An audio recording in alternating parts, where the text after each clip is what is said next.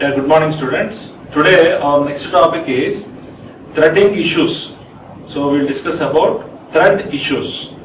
So we'll discuss about thread issues. So first of all, what is a thread? So we already know that a thread is nothing but a thread is a lightweight process. A thread is a lightweight process. We have already discussed what's a process. A process is nothing but a program in execution. A program in execution is called a process. A process is nothing but a program in execution is called a process. Then what about a thread? A thread is nothing but a thread is a lightweight process.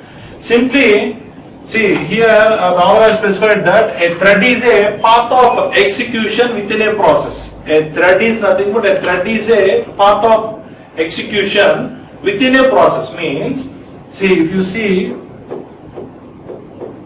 let us suppose this is a process. Let us suppose this is a process. Inside the process, the simple process can be divided into number of threads. In this example, we have 5 threads. Let us assume these are thread 1, thread 2, 3, 4, 5. So a simple process can be split into number of threads. So a process may be a complex one. A process may be a complex one, but a thread always will be a simple one. Okay, right? So a process can be split into number of fragments and we simply call them as threads. Okay, right. So why we are going for multi-threading? Why we are going for multi-threading? In order to achieve parallelism. Okay, so a simple process is, see, a simple process is divided into, if this is a process, a single process is divided into number of parts or number of fragments, and each one will be executed by a thread 1, thread 2 and so on. So here the author has specified the same. Multi-threading is nothing but it is for achieving parallelism. Here what we are doing is we are dividing the process into number of threads, number of multiple threads. Each will be executed individually by each thread. Okay. So for example, if you see in a single browser, multiple tabs. Okay. So suppose if you open any Google Chrome or anything, at a time we are able to open multiple tabs. Okay. Similarly, we can execute multiple threads. Okay, that's what the author is trying to say. If you take an example of MS Word, there also internally it is performing number of tasks parallelly. For example, if you align the document, so at once it will align. At the same time, whatever the input we give through the keyboard, it will take that input.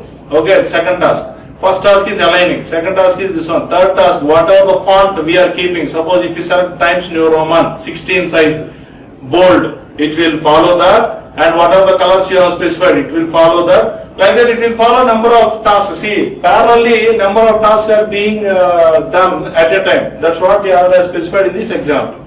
Okay, so we are discussing about thread. What is a thread? A thread is a lightweight process, or a thread is nothing but it's a part of a process.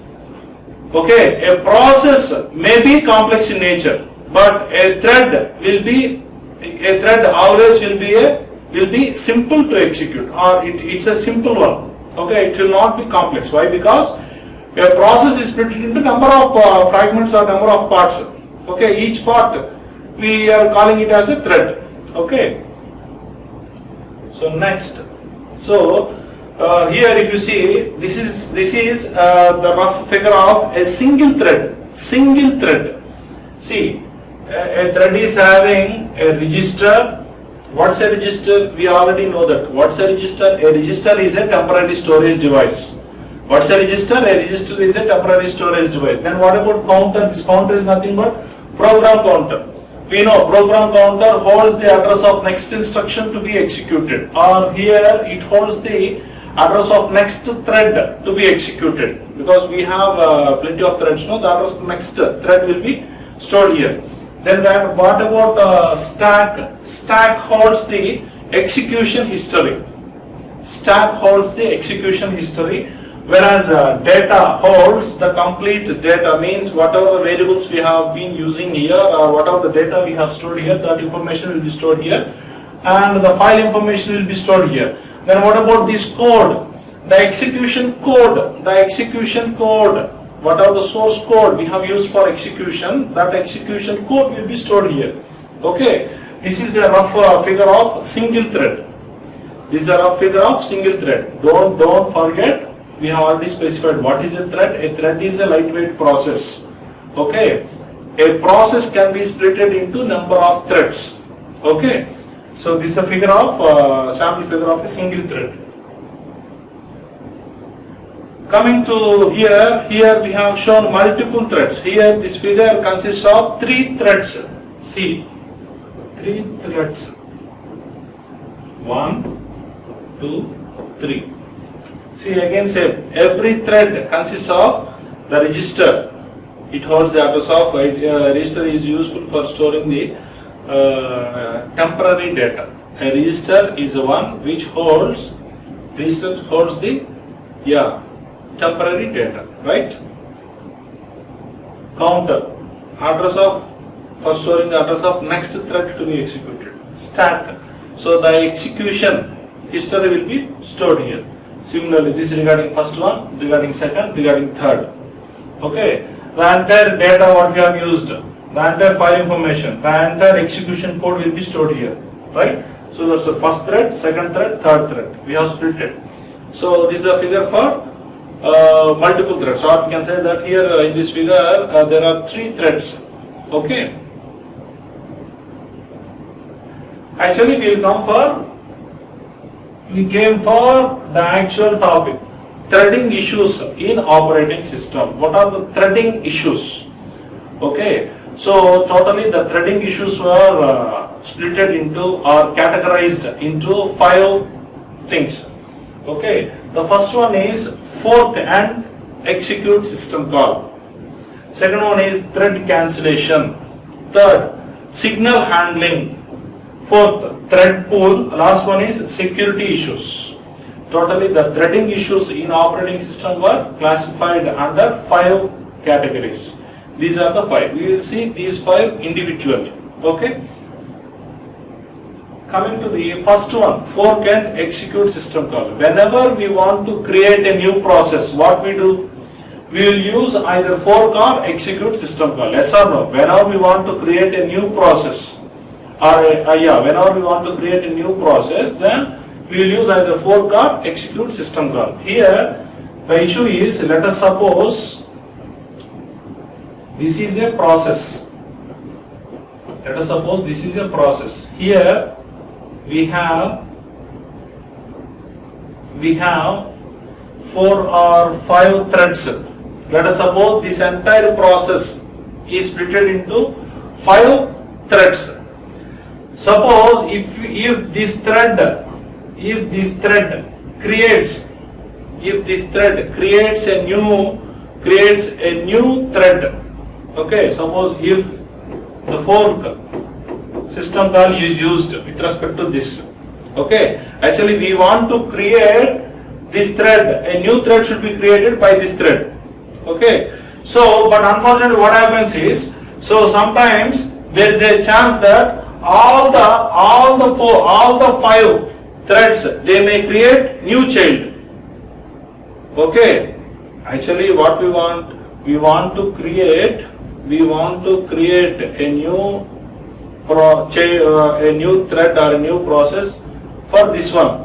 But what happened? Actually, the entire things were created. So what happens? So if you use fork system call, what happens? The 5 threads or 5 process will be there. The parent process will be there, as well as their child process will also be there. Okay. So there the ambiguity takes place, as well as the memory wastage is done here. Yes or no? Because here the memory is allotted for a single process. The process was divided into 5 threads. But when we create by using fork system call, so these process, they may create some other new process, and new process means the child process and parent process. So when you create this, the parent process plus child process. Both will be there. That's why now to work on this, what we can do is whenever we use the fork system call, immediately it's better to use execute system call also. So that's what the author is suggesting us. Okay, so here the problem is, so if you use fork system call, what happens is, we may use the fork system call with respect to a particular process or a particular thread, but unfortunately it may be applicable for all the threads or for all the processes. So thereby, unnecessarily some new child, new process or new threads will be created. It leads to confusion, as well as it leads to lack of space. Okay, space problem may arise. Okay, so this is with respect to the first one. In order to work on this, what we can do is, we use, it's better to use execute system call immediately after using the fork system call. Okay, right. So coming to the second one, thread cancellation. Thread cancellation. What do you mean by thread cancellation? So thread cancellation is nothing but removing or killing or deleting the thread. Simply nothing but thread cancellation is nothing but what we do, removing the thread or killing the thread or deleting the thread. So it can be done in two ways. One is asynchronous cancellation and the other is synchronous cancellation and the other is deferred cancellation. So what is asynchronous cancellation? Asynchronous cancellation is nothing but the name itself. It is very clear that asynchronous, there is no synchronization. Asynchronous cancellation is nothing but killing a thread. Let us suppose if a thread is busy in executing or performing some operations, though it is performing some operations, we don't mind that, we don't care that, we will simply kill that or delete that. Killing a thread or deleting a thread, though the thread is busy in executing some other operations, we don't care that, we don't mind that, we will simply delete that or we will simply kill that. That process of killing or cancellation or removing is simply called as asynchronous cancellation. Coming to the deferred cancellation, the second one, what we will do is, we will give some time to the thread to terminate by itself. Okay, we will give some time to the thread so that it will understand and it will complete its task and it will kill by itself. That's what. Allow the thread to terminate by itself. Okay, so I will compare this with a real-time example. In the software companies, so there will be some management, there will be some project managers, what they will do is, or there will be some situation, what they will do is, they will terminate the employees immediately. That is asynchronous.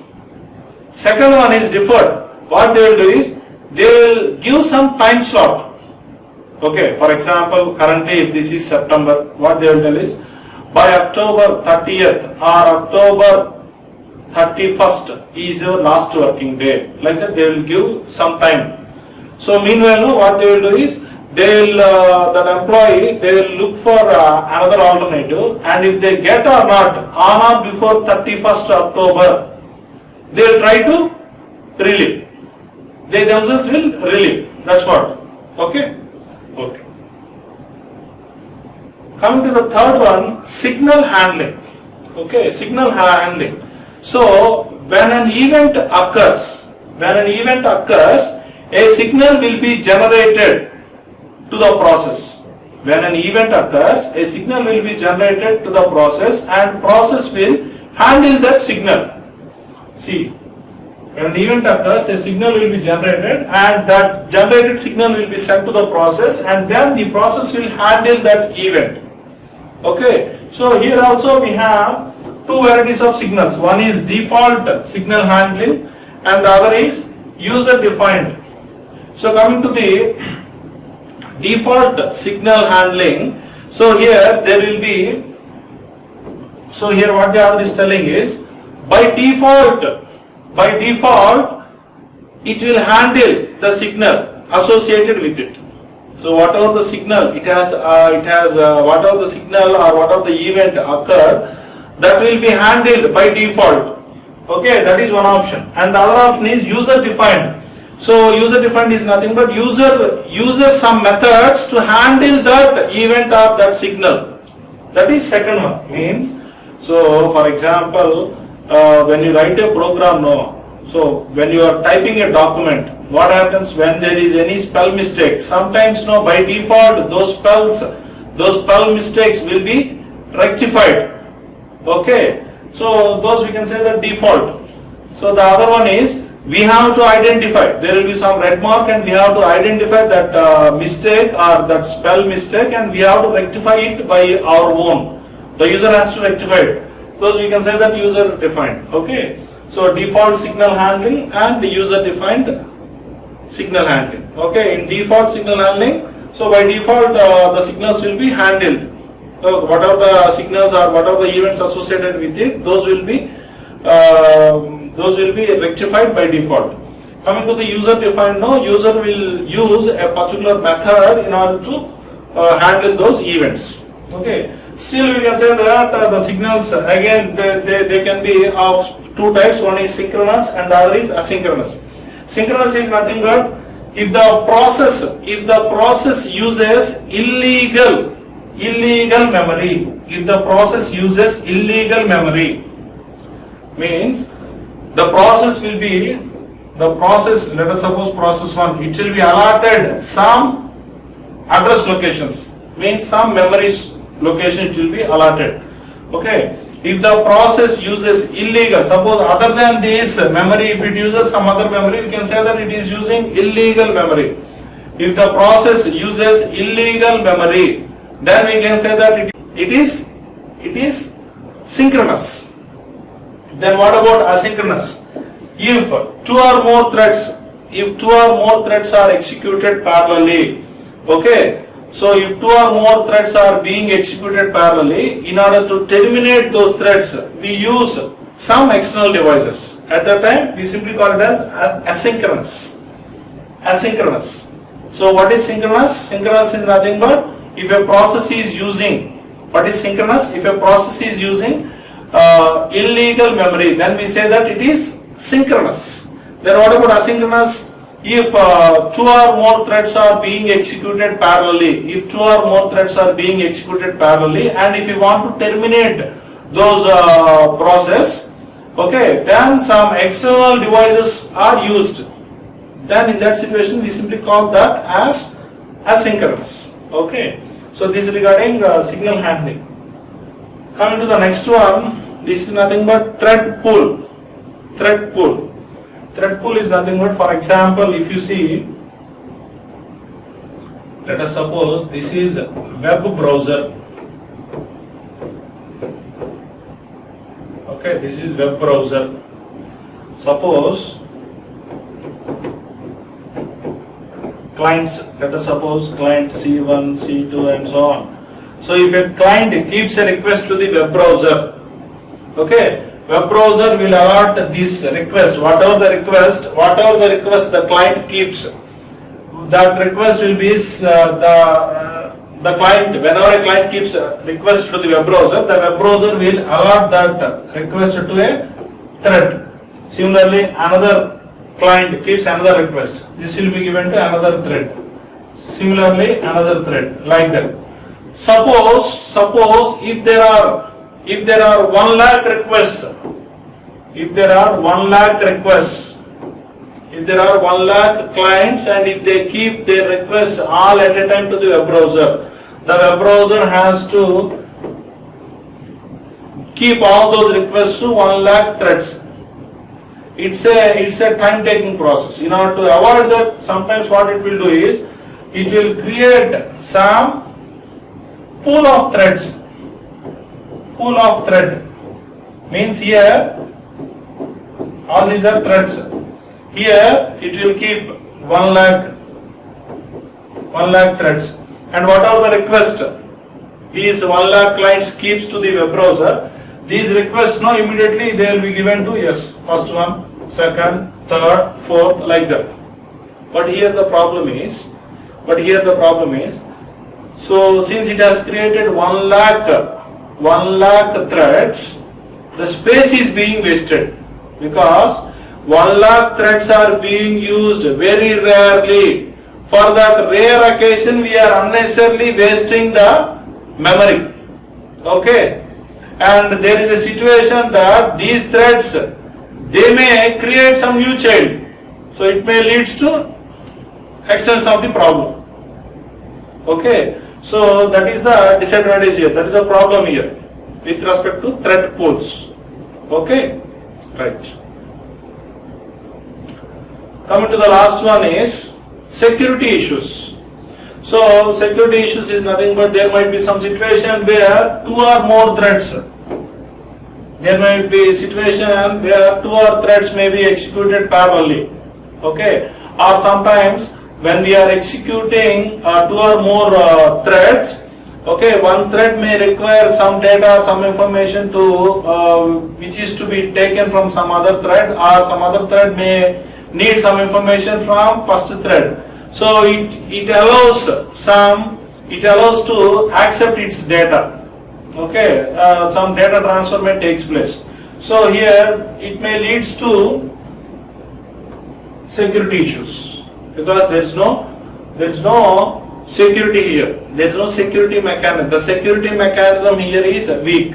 Why? Because see, there might be a situation where 2 or 3 threads or 2 or more threads may be executed parallelly. Okay, it may lead to some unwanted transaction of data. Okay, so this is regarding threading issues in operating system. Okay, so till now we have discussed the threading issues in operating system. Okay, thank you.